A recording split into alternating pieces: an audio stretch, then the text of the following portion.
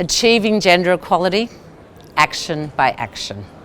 Hi, my name's Sharon Claydon. I'm the Deputy Speaker in the House of Representatives in the Australian Parliament. I was elected for the first time in 2013 and I represent the City of Newcastle. So going to Parliament to represent that community was a dream for me.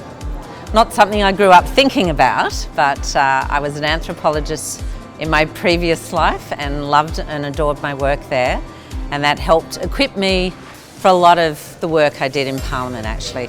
The one thing that I've noticed in the 12 years that I've now been serving in the Australian Parliament is just how much things are changing, and I've really loved being part of that change.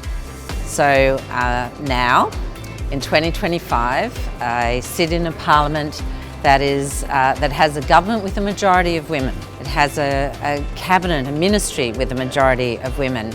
And these were pretty unheard of things when I started Parliament. So it's made a big difference having lots of great women around.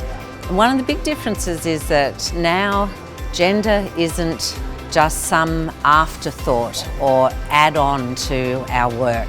It sits at the centre of all our thinking and all our decision making. So when a piece of legislation comes to the Parliament, there's a gendered lens put over that. When we deliver the budget for the Parliament, for the nation, there's a women's budget statement that accompanies that. You know, those old days where you had women's issues and men's issues are really kind of dissipated. And I've loved being part of that change. It's really made us feel much more empowered. I think it's delivered a Parliament that actually looks like the communities that we represent, because it's not just having 50% plus of women, but having diversity within that mix as well. So having First Nations women, women with disabilities, all those amazing people are in the Parliament today. I really love that aspect of it.